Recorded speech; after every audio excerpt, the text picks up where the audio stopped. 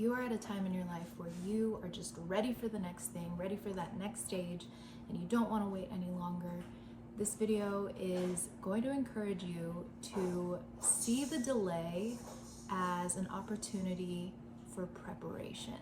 So bask in the preparation. Yeah, baby. Hold on.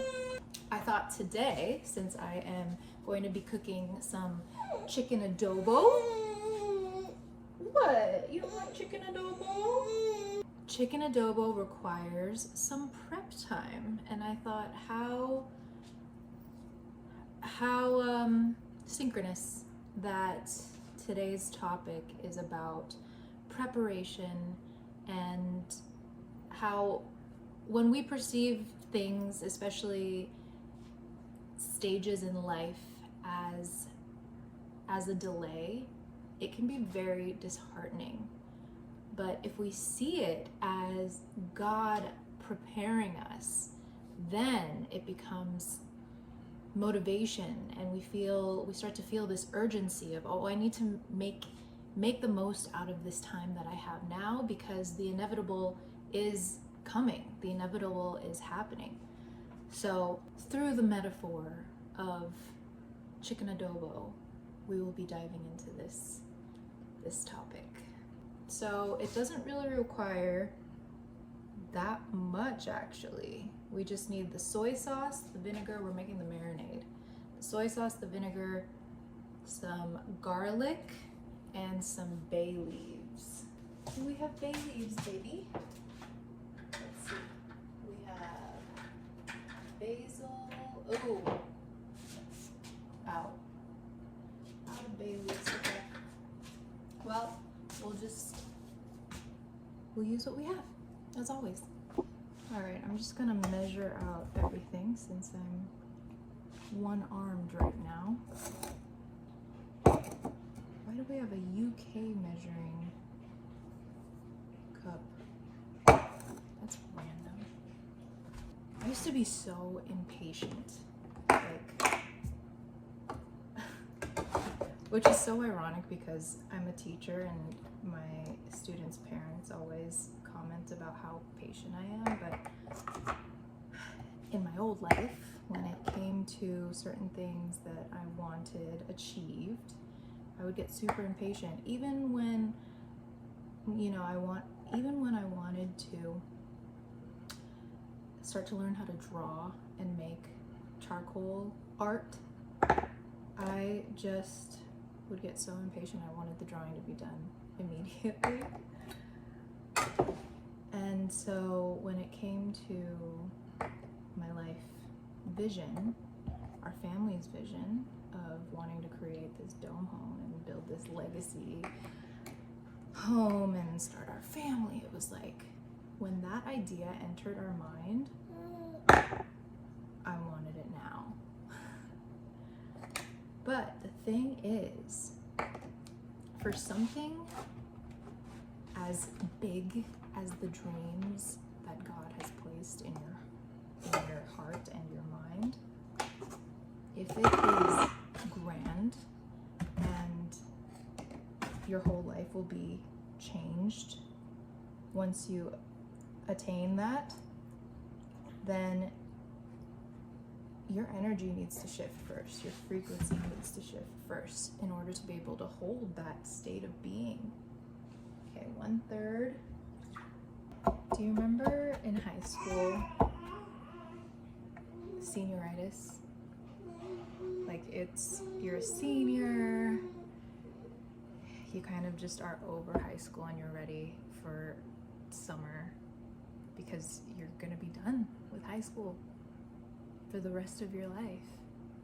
And you get college to look forward to and everything that comes with that, all the unknowns, and all the excitement. I think senior year is when we would do college applications as well. So in a lot of ways, you're prepping for college. You're marinating. You're getting all of the juices and flavoring yourself for the next stage of life. chicken is marinating. I'm gonna stick it in the fridge, cover it, stick it in the fridge, and we are gonna go outside. Okay, let's bring it back to today. I do not want to relive high school. So my observation with the culture today is that there's a lot of stuckness that people feel like they are in a season of life that just feels like they're not there yet. And I feel so much of that has to do with social media and the highlight reels of other people's lives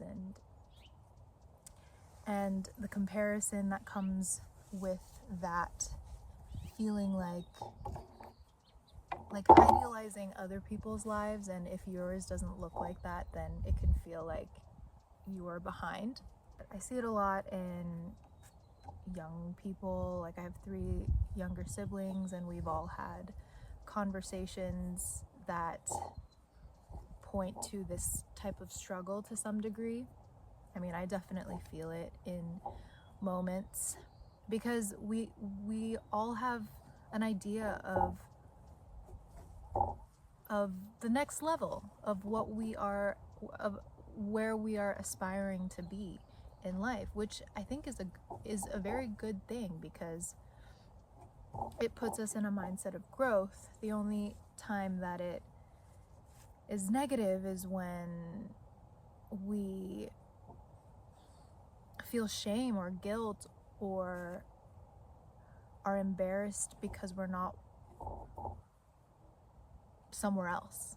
I have some friends who are always striving for the next thing career-wise or professionally, so they might be going back to school to further their credentials, and some of these friends have expressed to me that they are not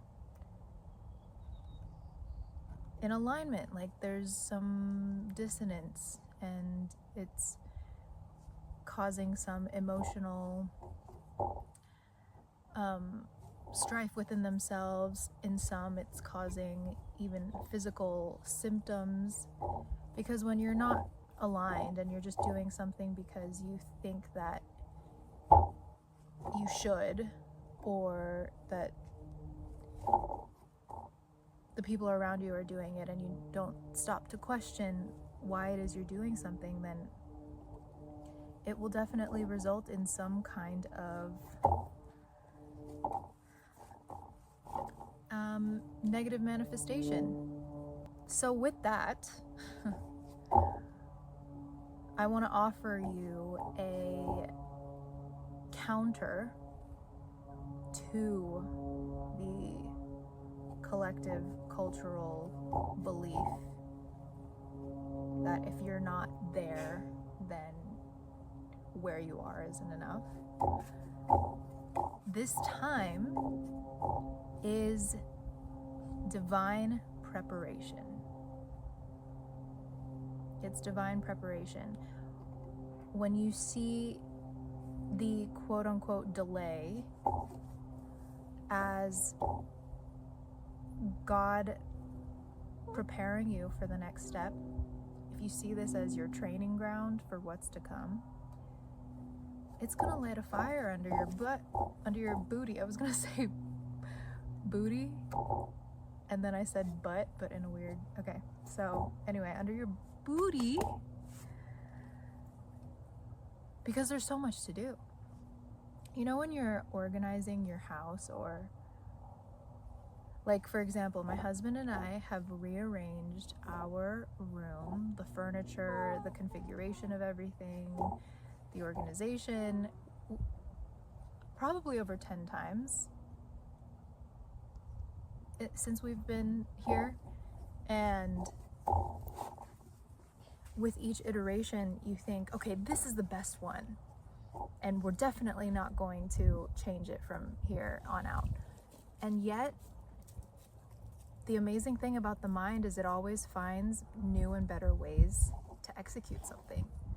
So when you are working on a project, especially if it's a creative one, you don't know really where it's going to head, or yeah, just the scene looks kind of blurry, but you take that step and then the next step is revealed, and then the next step, and then suddenly you're